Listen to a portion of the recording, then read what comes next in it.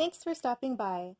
I'd like to preface this video by saying it is not a knitting tutorial, but today we are going to be exploring at least one pattern book this afternoon. I'm not sure how many we'll get through today, but it might just be one in this video, it might be two. We'll see how it goes. But for starters, we're going with Not Just Socks. This is one that I bought from Better World Books. Of course, you can see it's been blocked out with the barcode, but it is a public library book that has been deaccessioned.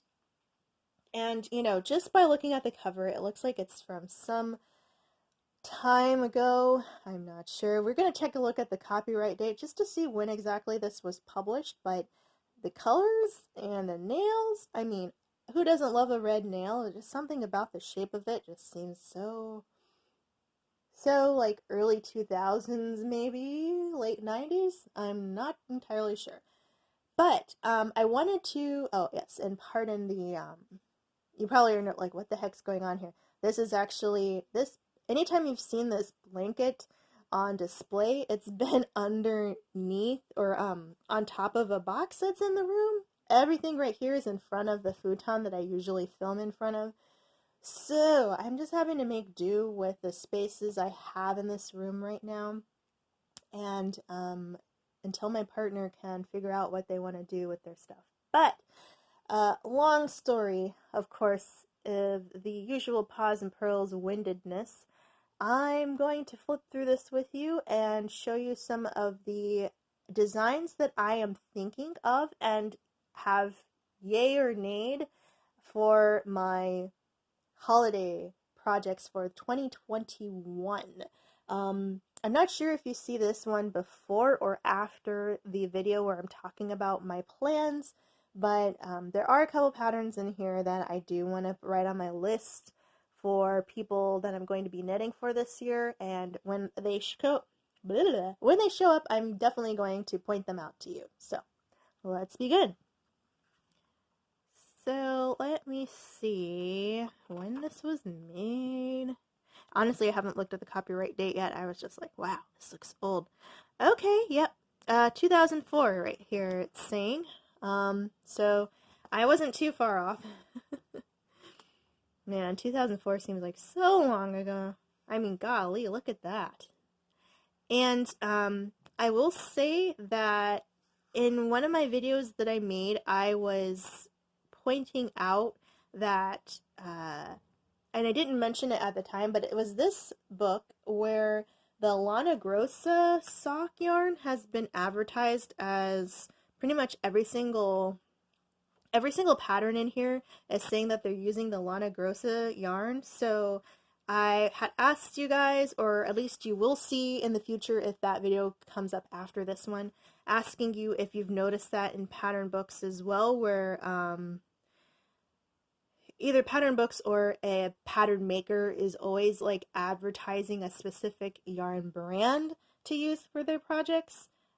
This is the first time, well, maybe the second time now that I've noticed it. There's another book that we're going to look at some point too, and that one also has like a specific brand that's always being kind of pitched as the yarn to use. So I'm like, is that normal? Don't know.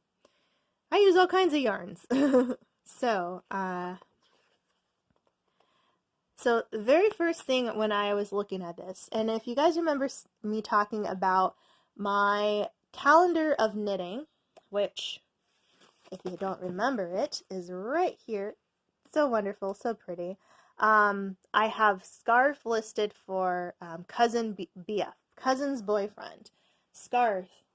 I want to make him a scarf because he is a big guy.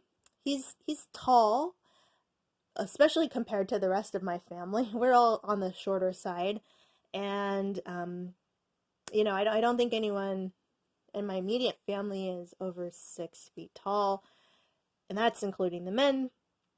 So I figured, you know, instead of risking making him a sock or gloves that don't fit or a hat that doesn't fit, a scarf is a safe bet. You can always, you know, adjust that. I don't think it can ever be too long, honestly. I wasn't going to do the her modular scarf because one, it said her, and it kind of looks unisex to me, but the fact that I have to knit two sides and sew them together, I was like, heck no. So I skipped that one. But then I looked at his striped scarf. Now, this is just a tube, literally a tube. You sew it up, you knit it all the way down, and using that, what's it say? Yeah, Lana Grossa Fun and Stripes, 200 grams. And I was looking at the Lana Grossa site, and it looks like a lot of their sock yarn is 400 meters. So whatever I use has to be somewhere close to 400 meters. But that is the scarf that I plan to use. And if it's just this tube, I don't think it has to be striped. I mean, giving it stripes does make it interesting, but I am totally fine with just using whatever sock yarn I have on hand.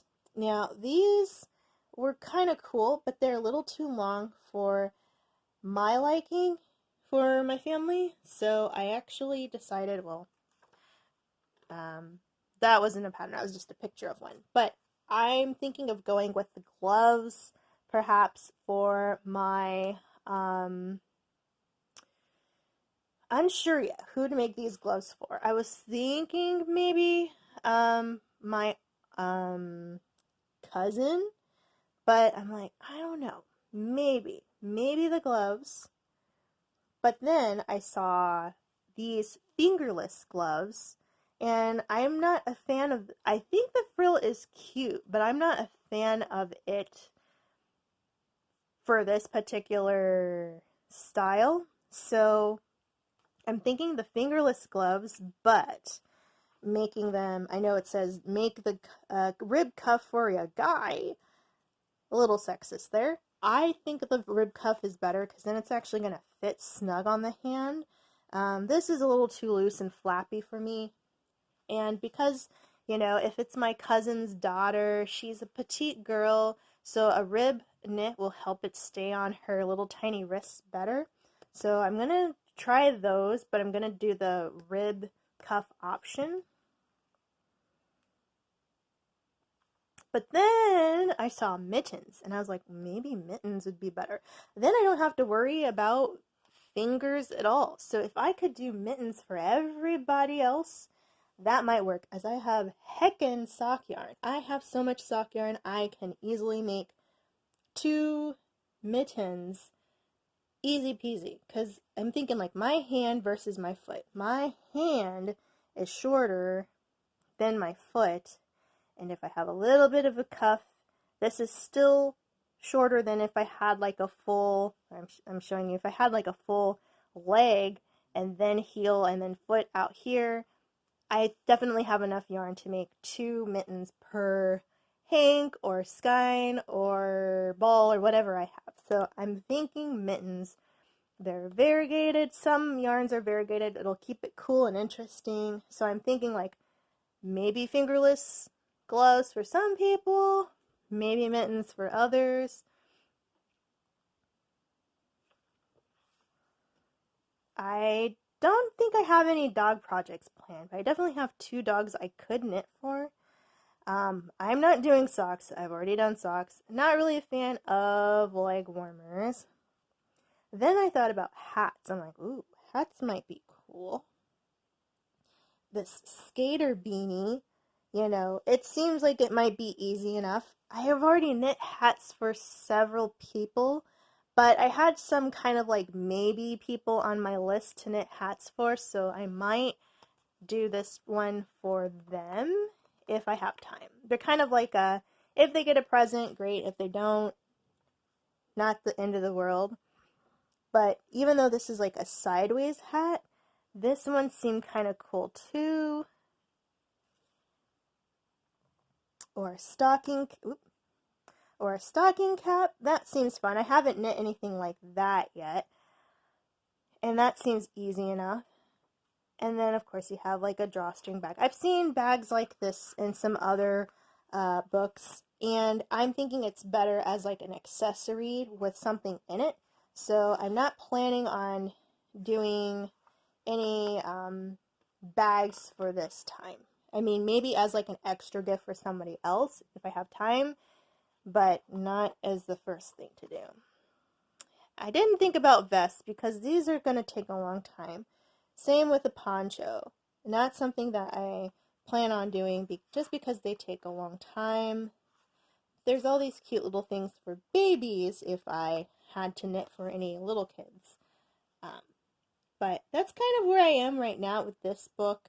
I'm hoping that I can get a lot of use out of this.